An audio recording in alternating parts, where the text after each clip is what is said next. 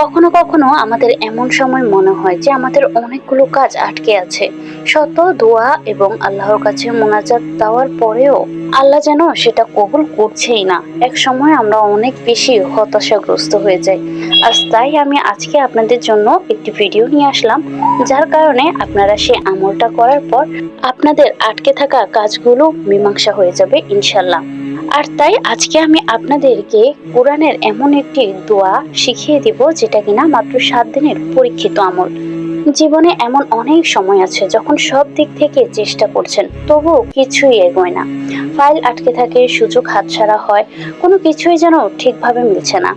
এই সময় হতাশ না হয়ে নবী করিম সাল্লাল্লাহু আলাইহি সাল্লাম যে দোয়াটি সব সময় পড়তেন, সেটি আজ আমি আপনাদেরকে বলবো, যা কোরআনের এমন একটি আয়াত থেকে নেওয়া হয়েছে, যেটি আল্লাহর কাছে পথ খুলে দেওয়ার চাবির মতো কাজ করে।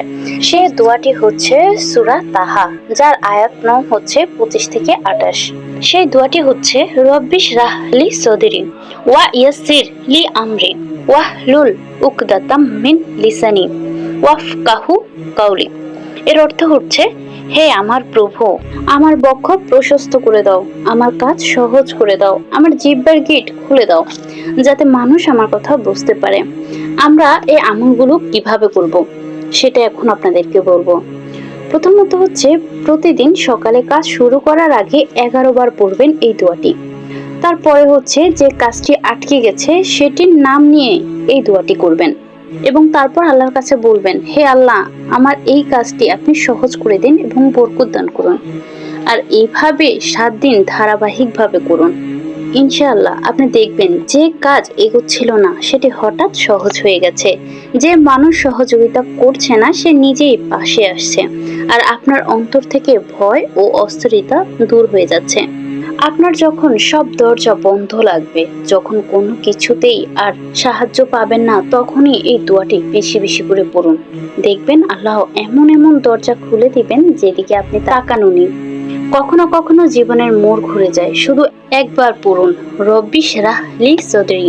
ইনশাল্লাহ আপনার সব মনের আশা কবুল করবে আমাদের মহান রব্বুল আলামিন। তার কাছে তো কোনো কিছুরই অভাব নেই, শুধু আমাদেরকে তার থেকে চেয়ে নিতে হবে। আমার আল্লাহ আমাদেরকে সব কিছু দেওয়ার জন্য তিনি বসে আছেন, মন উজাড় করে আছেন। আমরা শুধু আমল এবং দোয়ার মাধ্যমে তার থেকে চেয়ে নিব। কেননা আমরা জানি আমাদের আল্লাহ অনেক বেশি দয়াবান। তিনি যেমন আমাদেরকে কষ্টের মধ্যে রাখেন, তেমনি সেই কষ্ট উপশম করে দেন একমাত্র তিনি। তাই তো আমরা একমাত্র তার কাছেই যাইব। তিনি ছাড়া তো আমাদের আর অন্য কোনো গতি নেই।